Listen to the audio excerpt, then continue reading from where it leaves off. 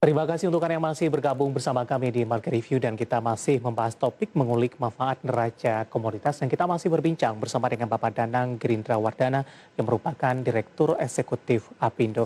Pak Danang, kita lanjutkan kembali Pak. Ya, Ya, Pak Danang tadi sudah kita bahas dari alur transparansi penyampaian data dari para pelaku usaha begitu. Kemudian nanti ketika neraca komoditas ini sudah terbentuk Pak, kemudian juga sudah berjalan, apakah tetap perlu dilakukan Pak evaluasi secara berkala, terutama untuk memastikan data yang valid, kemudian jika terdapat temuan-temuan baru di lapangan? ya, tentu saja harus dilakukan evaluasi berkala ya. Tetapi gini. Pertama dalam penyusunan kebijakan, pihak-pihak mesti jujur terbuka menyampaikan pendapat dan kebutuhannya di masa depan. Tetapi kita tidak boleh begitu saja percaya terhadap usulan data-data itu. Termasuk kami dunia usaha juga tidak sepenuhnya meyakini kebenaran data dari pemerintah. Karena versi dunia usaha juga melihat sudut pandang data itu secara dengan kacamata yang sedikit berbeda. Termasuk teman-teman pemerintah juga tidak sepenuhnya yakin dengan data-data yang dikeluarkan oleh asosiasi atau sektor usaha kan. Hal yang wajar. Karena itu perlu dibutuhkan sebuah proses evaluasi atau proses due diligence terhadap data-data itu. Karena ini data tidak sekedar data yang menyajikan statistik, tapi data yang diperlukan untuk menyusun kebijakan strategik selama tahun-tahun ke depan. Ingat, tujuan utamanya bukan sekedar data neraca komoditas, tapi tujuan utamanya adalah mengurangi ketergantungan impor atau dalam bahasa positif meningkatkan swasembada dalam negeri terkait dengan produk-produk kebutuhan industri, bahan baku kebutuhan industri. Sehingga data-data itu harus sangat akurat. Dan setelah data-data itu disajikan, perlu dilakukan evaluasi, perlu dilakukan lagi uji petik, perlu dilakukan lagi sebuah proses due diligence gitu, sehingga dan itu harus dilakukan secara frekuensi, sehingga data itu bisa benar-benar menjadi lebih akuntabel, semakin sempurna, semakin baik, semakin mendekati realitas di lapangan dan menunjukkan sebuah peta jalan yang semakin akurat. Nah, yang masalah berikutnya sebenarnya bukan di teknis penyusunan data, tapi masalah berikutnya adalah ketika data itu sudah ada, ketika neraca komoditas itu sudah tumbuh, sudah dihasilkan, bagaimana proses dunia industri meminta persetujuan impor. Nah, ini menjadi PR kita berikutnya. Apakah persetujuan teknis dari kementerian sektor itu tetap diperlukan atau cukup oleh Kementerian Perdagangan yang mendapatkan amanat dari Undang-Undang Cipta Kerja melalui PP Perdagangan ini atau masih kembali ke Kementerian Sektor? Ya. Nah, ini tantangan ke depan sehingga tujuan untuk memudahkan dan menumbuhkan investasi di kalangan industri manufacture ini bisa benar-benar tercapai. Karena kalau di teknik berikutnya masih, walaupun neraca komoditas sudah dihasilkan, tetapi teknis permohonannya masih sesulit kemarin dan sangat rentan dengan terjadinya bribery atau suap menyuap di dalam proses persetujuan impor, maka ya sebenarnya tujuan besar kita tidak tercapai. Jadi tidak sekedar data, Mas, tapi juga mengeksekusi data itu menjadi satu PI atau persetujuan impor kan. Nah, ini yang menjadi concern besar kita.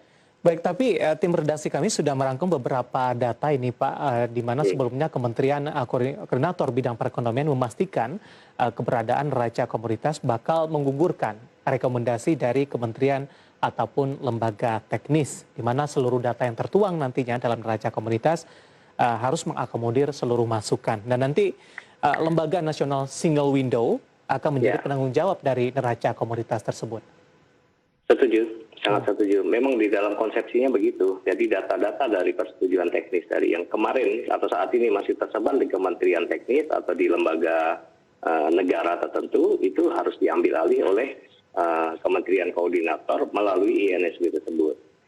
Tetapi masalahnya adalah proses alur itu harus didetailkan dari filosofinya. Tadi kan filosofinya nih diambil alih ke atas gitu kan. Tapi proses alur secara praktikalnya harus benar-benar sejalan dengan filosofi itu kan. Nah ini yang kita masih tunggu. Maka kementerian benar-benar harus secara keras menarik kewenangan dari kementerian sektor itu menjadi kewenangan sebuah lembaga yang disebut INSW itu. Dan nanti akan tercipta iklim kompetisi yang sehat dari masing-masing dunia industri di dalam negeri kita. Untuk secara transparan mereka mengajukan permohonan impor, persetujuan impor melalui lembaga yang bukan menguasai kementerian teknis itu kan, melalui INSW misalnya, katakan seperti itu. Terus kemudian INSW akan menerbitkan persetujuan. Dan banyak sekali nanti dunia industri akan memohon kepada INSW secara apa istilahnya, kami harapkan secara elektronik saja, tidak usah dapat temuan tatap muka. Nah, kemudian dengan cara ini akan mereduksi kemungkinan terjadinya bribery terhadap sistem importasi atau persetujuan impor terhadap bahan baku itu. Tidak ada lagi persetujuan teknis, tidak ada lagi kemudian kasus-kasus lama yang ditangani KPK terkait dengan persetujuan bahan baku impor kemarin kan, dan ini tidak ada lagi. Kami perlu detail dari filosofi itu dan saat ini belum terjadi. Ya, kita berkoordinasi erat dengan Kementerian Perekonomian dan kita memiliki harapan kuat agar Kementerian Perekonomian benar-benar secara tangan besi mengambil kewenangan-kewenangan itu, serahkan kepada satu lembaga yang transparan, akuntabel. Dan dari situlah kemudian kita bisa melihat proses perbaikan dari neraca komoditas dan proses persetujuan impornya ini menjadi sebuah transaksi elektronik yang tidak memungkinkan seorang melakukan bribery di situ. Ini akan sehat untuk dunia industri di Indonesia. Baik, Pak Danang, sebenarnya seberapa efisien Pak ketika alurnya berubah yang sebelumnya dari kementerian dan lembaga teknis, tapi untuk izin ekspor impor hanya kepada satu lembaga national single window saja. Kalau kita bandingkan dengan kondisi posisi saat ini sebelum adanya neraca komoditas, Pak Danang. Seberapa efisien kita belum bisa mengukur karena ini belum terjadi. Tetapi secara ekspektasi, secara forecast, secara harapan, saya kira ini bisa dilihat sebagai sebuah lompatan kemajuan besar untuk menyederhanakan proses persetujuan impor atau ekspor. Kalau dulu di banyak kementerian teknis, meskipun juga online, tetapi prosesnya kan sekuensial, tahap 1, tahap 2, tahap 3 gitu. Proses INSW kan juga begitu. Tapi kalau kemudian langsung kepada yang disebut dengan INSW itu, kemudian INSW itu sendiri yang seharusnya berkoordinasi dengan kementerian teknisnya, bukan dunia usaha lagi. Nah ini harus digeser Mas, dari kerepotan dunia usaha menjadi kewenangan dan kewajiban pelayan publik di pemerintahan. Jadi kalau INSW masih meminta pemohon persetujuan impor untuk mengurus dokumen di kementerian sektor, ya percuma gitu. Jadi INSW ini mesti menjadi OSSN-nya persetujuan impor atau persetujuan ekspor.